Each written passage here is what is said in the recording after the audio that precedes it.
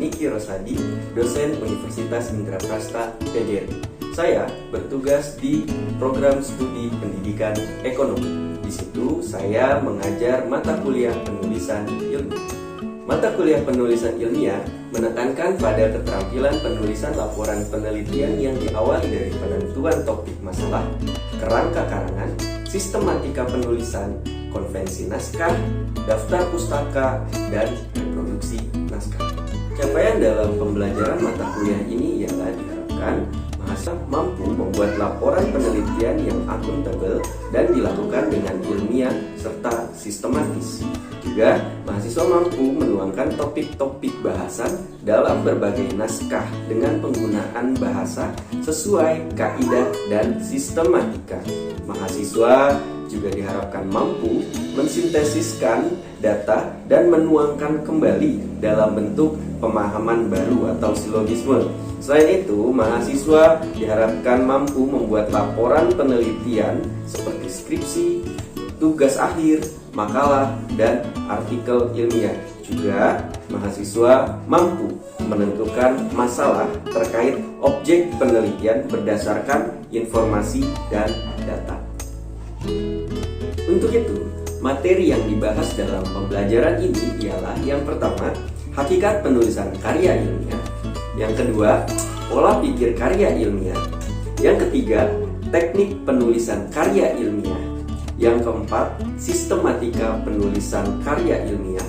Yang kelima, konvensi naskah. Yang keenam, kutipan. Yang ketujuh, penulisan daftar pustaka. Yang kedelapan, proposal penelitian. Dan yang terakhir adalah reproduksi naskah.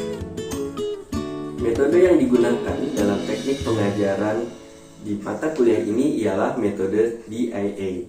Metode DIA yaitu Delivery, Interactive, dan Assessment.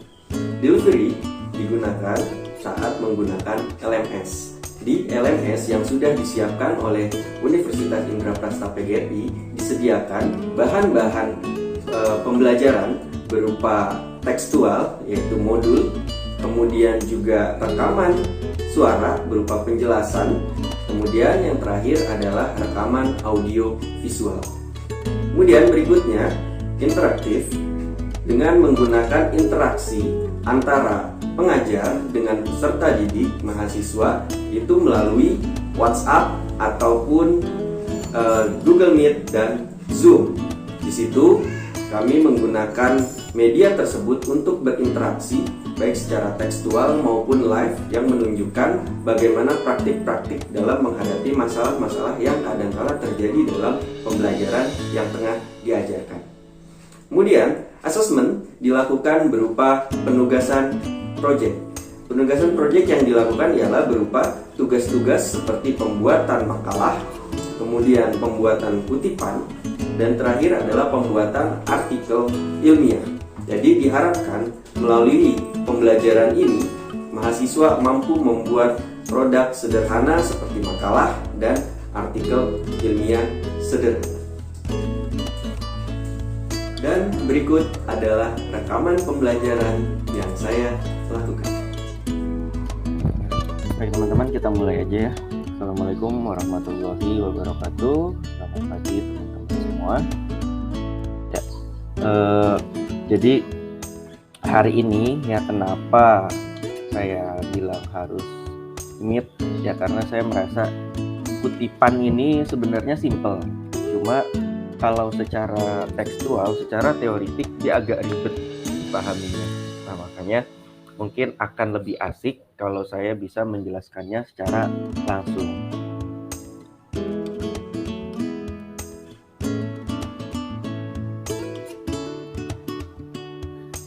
Kemarin teman-teman sudah mengumpulkan ya hasil tulisan. Nah ini saya ambil satu, saya pinjam satu punya siapa nih, nggak tahu, saya ambil secara acak. Seperti yang kita pelajari kemarin bahwa academic writing ya itu kan harus objektif. Jadi masalah-masalah terkait pernyataan ya, pernyataan itu gini, kayak bentuk-bentuk krisis moral sangatlah banyak. Ini pernyataan namanya. ukuran sangatlah banyaknya ini kata siapa? Dari siapa? Nah ini sebenarnya harus disertai bukti. Itu kata siapa? Kayak gitu. Makanya muncul contoh-contoh krisis moral ya. Ini hasilnya dari siapa? Kayak gitu. Jadi dari mana ini datangnya? Nah ini harus jelas gitu. Makanya untuk pernyataan-pernyataan ini ya kita butuh yang namanya kutipan, mengutip dari kata-kata para ahli. Di sini dia mengutip katanya asalnya moral dari Kamus Besar Bahasa Indonesia, ambil dari KBBI. Sebenarnya untuk mengambil pengertian dari KBBI ini sangat tidak dianjurkan ya, kalau bisa jangan dari kamus dulu. Kalau bisa pernyataan-pernyataan itu diambilnya dari penelitian sebelumnya, itu kalau bisa. Nah, makanya di sini sedang bahas pengertian moral. Kita coba cari pengertian moral ya. Di mana web yang bisa kita gunakan adalah Google Cendekia, Google Scholar. Ini linknya scholar.google.com. Jadi Scholar ini kan dia hanya menampilkan hasil penelitian ya, artikel-artikel kayak tadi yang saya kasih lihat. Nah itu semua ada di sini. Jadi keyword yang teman-teman masukkan, misalnya tadi moral ya, moral merupakan. Di sini kan muncul tuh penelitian-penelitian dari Indonesia. Peningkatan moral berbasis Islami, pendidikan karakter sebagai upaya mengatasi degradasi moral, pendidikan moral dan nilai-nilai agama manusia ini, pengaruh dongeng dan komunikasi terhadap perkembangan moral. Artinya penelitian apapun yang berkaitan dengan moral dan mungkin di dalamnya ya ada kandungan pengertian moral. Misalnya di sini moral merupakan tindakan manusia memiliki nilai baik gitu. Nah, ini mau kita ambil gitu. Terus kita taruh di sini misalnya.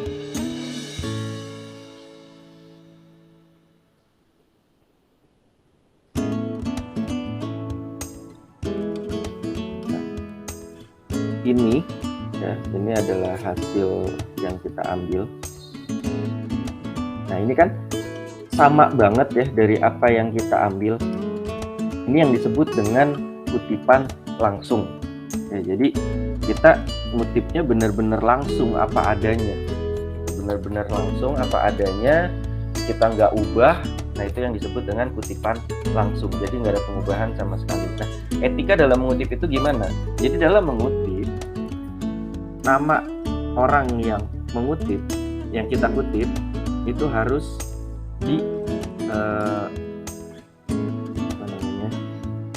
diambil, dan biasanya cukup nama belakangnya aja, tulisan nama belakangnya aja yang kita copy.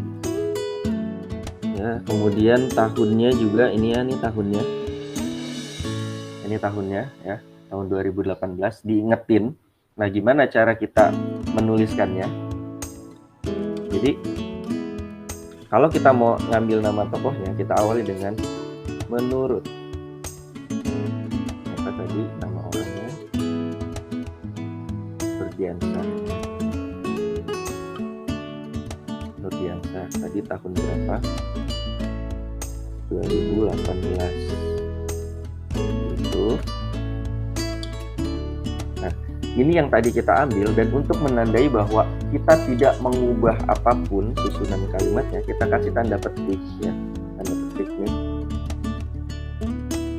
Ini yang kita ambil ya. Jadi untuk menandai yang kita ambil, kita kasih tanda petik.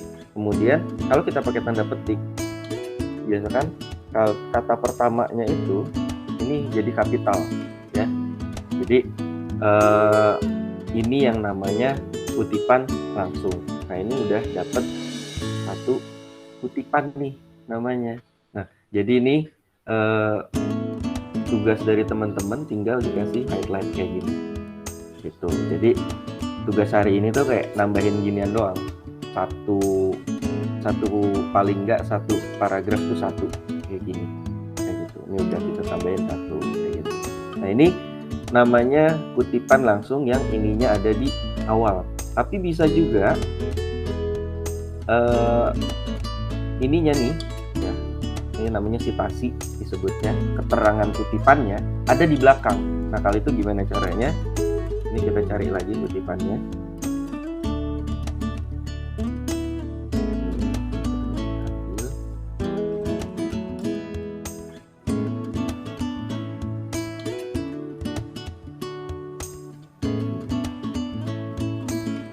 Tambahkan lagi setelahnya.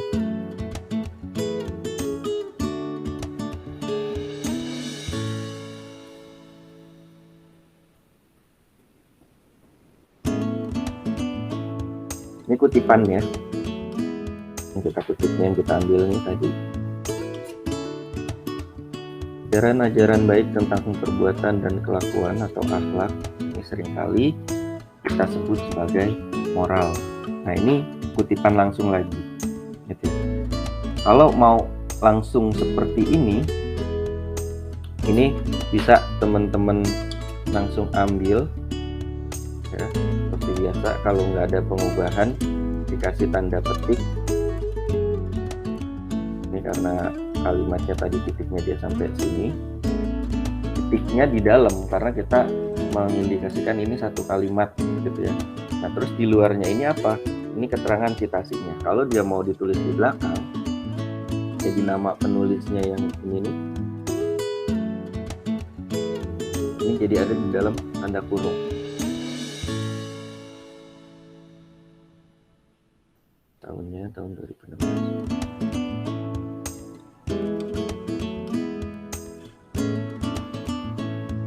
Ingat yang ditulis nama belakangnya aja, karena cuma 2, tapi bisa kita ganti dan akunnya misalkan dengan koma 2016, untuk baru di titik. Kenapa titiknya ada di sini? Karena ini mengindikasikan bahwa ini adalah satu kalimat. Kayak gitu. Karena kita gunakan titik itu untuk menandai akhiran kalimat. Kayak gitu ya. Jadi ini titik untuk kalimat yang kita kutip ya, karena dia masih di dalam tanda petik. Dan tanda petik ini dijelaskan dengan citasi ya, pemilik kutipannya ini Jahro dan Sutarna 2016 kayak gitu. Nah, jadi bedanya di situ. Kalau dia ada di depan, ini kita buat dia ada tambahan menurut siapa kayak gitu. Fungsi tanda kurung itu kan mengapit keterangan tambahan. Artinya ketika dia dihapus, dia tidak mengubah inti kalimat itu. Jadi kita bacanya tuh tetap menurut Nurdiansah, moral merupakan tindakan manusia yang memiliki nilai-nilai baik. Jadi tetap bacanya kayak gitu. Ketika kita baca nyaring ya. Jadi walaupun ada tanda kurung berisi tahun ya, ini nggak dibaca ketika kita baca nyaring. Menurut Nurdiansah, moral merupakan sama kayak ini. Ajaran baik tentang perbuatan dan kelakuan atau seringkali disebut sebagai moral. Seringkali itu. Nah akhlaknya ini nggak dibaca secara nyaring pun nggak masalah. Jadi akhlak ini kayak keterangan tambahan, jadi kayak ajaran baik tentang perbuatan dan kelakuan atau sering kita sebut dengan akhlak atau sering kali kita sebut dengan moral. Maksudnya ajaran baik tentang perbuatan dan kelakuan atau akhlak gitu ya. Nah ketika kita ngomong atau akhlak ini tandanya kayak agak dibedain karena ini bukan inti. Intinya sebenarnya kayak gini, ajaran baik tentang perbuatan dan kelakuan atau seringkali kita sebut sebagai moral. Nah ini kutipannya kayak gini. Ya ini kalau kutipan langsung. Nah kalau kutipan tidak langsung, dari kutipan ini kita ubah. Intinya tetap kayak gini, cuma kalimatnya itu akan berbeda, nggak kayak gini lagi. Kita tahu bahwa penulis itu mau bilang bahwa ajaran baik ya, baik tentang perbuatan atau kelakuan itulah yang disebut dengan moral. Intinya kan kayak gitu. Nah ini kita mau pakai bahasa kita sendiri gitu, bahwa ajaran baik tentang kelakuan maupun perbuatan itu adalah moral. Ini menurut Jahro dan Sutarna. Nah, kita mau pakai bahasa kita sendiri, ini yang disebut dengan kutipan tidak langsung, karena yang kita gunakan adalah intinya. Nah, jadi kalimatnya ini kemudian kita ubah, misalnya ajaran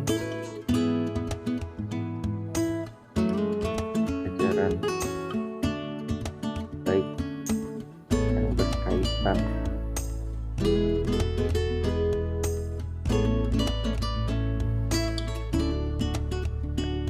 dengan puasa tindakan kita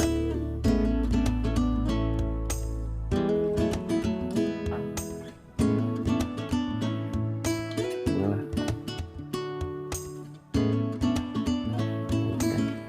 kenal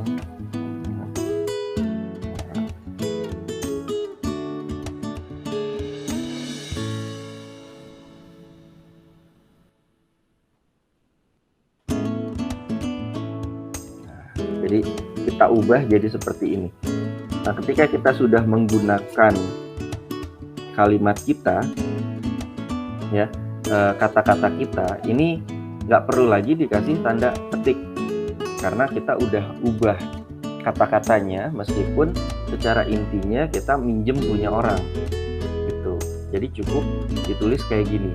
Dan biasanya, walaupun dia kutipan, ya, ini kalau udah kita ubah kata-katanya kayak gini, dia nggak akan kena yang namanya plagiarism checker gitu. Jadi ini bukan dianggap sebagai plagiasi. Nah, makanya kalau di luar, ya, di luar negeri itu, ketika kita ngutip, lazimnya itu begini sebenarnya gitu. Makanya kalau kita ngutip, ya, ngutip itu kalau di luar sebenarnya juga sudah ada yang namanya aplikasi pengolah kutipan. Aplikasi pengolah kutipan itu buat apa? Buat ini nih, sebenarnya buat nyantolin yang tanda kurung ini aja, biar kutipannya itu kita nggak lupa ini ngambilnya dari mana, ya gitu. Dan itu ada aplikasinya, supaya nanti terhubung sama daftar pustaka, karena ini nanti kaitannya ke daftar pustaka juga. Tapi hari ini saya nggak bahas daftar pustakanya dulu, jadi saya bahas kutipannya aja dulu biar nggak pusing. Nah, jadi kalau di luar ini udah terbiasanya itu kutipan adanya di akhir kayak gini. Jadi nggak ada di mereka itu menurut nggak ada. Menurut itu kebanyakan memang yang menggunakan penulis Indonesia gitu. Nah, makanya ini teman-teman kalau bisa, yang bagus itu sebenarnya adalah teknik yang seperti ini, teknik kutipan tidak langsung gitu. Karena apa? Satu, melatih kita untuk mampu menyampaikan suatu gagasan walaupun intinya sama tapi dengan cara yang berbeda gitu. Jadi membiasakan, melatih otak kita untuk merespon itu gitu. Jadi ketika ada hal yang sama, kita kebiasaannya itu untuk ngomongnya itu jadi nggak copy paste gitu. Jadi kayak kita udah terbiasa mengolah apa yang kita terima ini, diolah dulu baru kemudian kita sampaikan gitu. Yang pertama. Kemudian juga kenapa harus kutipan langsung, ya kalau secara teknisnya dia nggak kena tadi ya plagiarism checker, itu keuntungan yang kedua. Kemudian yang ketiga juga, dengan teknik kutipan tidak langsung ini mau tidak mau artinya kita memahami dulu apa yang kita baca. Jadi kalau teknik kutipan langsung kan cuma mindahin aja ya dari satu media ke media lain gitu, dari satu tulisan ke tulisan lain. Tapi kalau kutipan tidak langsung ini kita memahami dulu gitu ya. Kita pahami dulu ini intinya yang mana, apa yang mau dia sampaikan. Jadi kitanya juga paham gitu. Nah, makanya kalau di luar itu sebenarnya maksudnya ke situ. Gitu ya, maksudnya itu ke situ. Kenapa harus menggunakan kutipan tidak langsung? Supaya kita baca dulu, memahaminya, dan kita sampaikan sesuai pemahaman kita. Apakah nanti akan berimbas pada pemahaman kita salah gitu, terus tetap kita sampaikan? Ya nggak apa-apa, jangan takut gitu.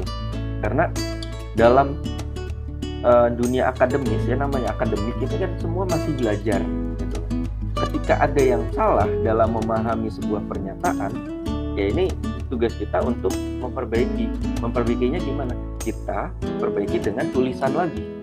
Kita buat tulisan yang membahas bahwa sebenarnya yang dimaksud dengan pernyataan Jahro dan Sutarna gitu ya 2016 terkait moral itu intinya ada pada ini dengan ini. Hal ini berbeda dengan apa yang disampaikan misalnya kita pada tahun 2021 yang menyatakan bahwa intinya moral itu ada pada ajaran baik terkait tindakan dan perbuatan misalnya kayak gitu. Padahal moral ini intinya adalah pada ajaran-ajaran baik yang dipahami tentang nilai kesopanan dan sebagainya. Misalnya seperti itu gitu ya. Jadi dalam dunia akademik itu yang disebut dengan antitesis. Jadi ketika kita menyampaikan sesuatu tadi ya argumentasi kita bukan berarti bahwa argumentasi kita itu salah kemudian dibully, enggak. Yang baik itu dalam dunia akademik adalah ketika ada argumen yang salah, kita gunakan antitesisnya, maksudnya kita lawan, kita berikan pendapat gitu ya.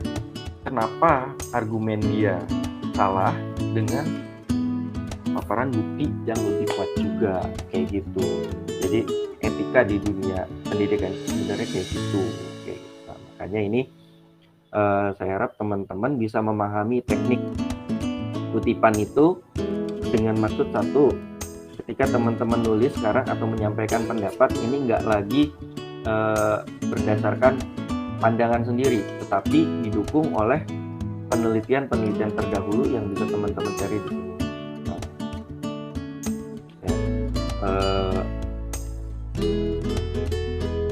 Tentang apapun di sini ada kayak gitu. Untuk sekarang, jadi teman-teman cukup bikin seperti ini. Ya. Jadi warna kuning untuk kutipan langsung dan warna hijau untuk kutipan tidak langsung. Kutipan langsung itu yang benar-benar plek ya dari sumbernya teman-teman tempel. Kalau kutipan tidak langsung itu ada proses pengubahan, penambahan kata-kata dari teman-teman sendiri. Ya. Walaupun intinya sama gitu ya. Nah, itu kutipan tidak langsung. Ini ditandai dengan warna hijau. Nanti setiap paragraf kalau bisa dikasih itu ya. Jadi nanti setiap paragraf harus ada ini. Semuanya nanti ditambahin. Oke, mungkin kira-kira itu aja yang saya sampaikan. Ada yang mau ditanyain nggak? Pak, ya. Kalau ngutipnya dari web berita gitu boleh nggak? Nah iya, untuk pengutipan dari web berita ini juga boleh. Cuma pastikan webnya itu benar-benar adalah web berita yang kredibel ya, yang terpercaya gitu ya, jangan hoax gitu. Jadi benar-benar kayak berita kompas.com, kemudian detik.com gitu ya, Tribun News, lah. Intinya web-web yang memang bisa dipercaya. Jadi jangan dari blog ya, jangan dari Wikipedia juga. Jadi web yang dijadikan sumber itu adalah web-web yang memang dikelola oleh ada lembaga redaksinya kayak kompas.com, koransindo.com, terus detik.com. Dia kan punya redaksi ya, ada redaksi. Nanti setiap artikel yang diterbitkan pun biasanya jelas tuh penulisnya siapa gitu kan. Nah karena nanti di citasi yang dalam kolom itu kan kita juga harus tulis nama penulisnya. Ini akan berbeda ketika kita ngutipnya misalnya dari Wikipedia. Nah, Wikipedia ketika ada penjelasan misalnya tentang Bitcoin, penjelasan Bitcoin. Nah itu yang nulis siapa di Wikipedia? Kan kita nggak tahu tokohnya, orangnya siapa. Kita cuma tahu itu webnya dari Wikipedia. Begitu juga dengan tadi ya, kenapa kamus juga nggak boleh? Karena setiap kata, arti dalam kamusnya, kamus itu kan disusun oleh banyak orang. Nah kita nggak tahu di bagian kata itu orang yang mana tuh yang merumuskan makna itu gitu. Jadi secara pernyataan personalnya tidak bisa dipertanggungjawabkan siapa orangnya yang ngomong tentang itu. Makanya kalau situs berita dari web itu boleh, yang penting jelas penulisnya siapa dan tahun terbitnya dia kapan. Terima kasih, Pak. Oke, berarti untuk materi hari ini paham ya? Kira-kira bisa dibayangkan ya, kayak gitu bentuknya. Jadi saya harap ini juga buat jadi bekal teman-teman untuk kedepannya. Jadi bukan untuk tugas, karena tugas ini sebenarnya lebih kepada supaya teman-teman paham dengan mempraktikannya. Kayak gitu. Makanya dari awal saya bilang saya nggak minta tugas yang sempurna, tapi yang penting tunjukin aja sejauh mana pemahaman teman-teman. Kayak gitu. Ya. Kalau udah nggak ada pertanyaan, saya anggap materi dari saya cukup. Oke, terima kasih teman-teman. Terima kasih untuk waktunya. Selamat belajar. Sampai sini perjumpaan kita. Terima kasih sudah meluangkan waktunya. Mohon maaf bila ada kesalahan. Wassalamualaikum warahmatullahi wabarakatuh. Waalaikumsalam. Terima kasih, Pak. Terima kasih.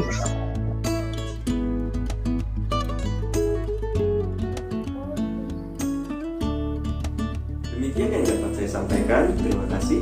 Wassalamualaikum warahmatullahi wabarakatuh.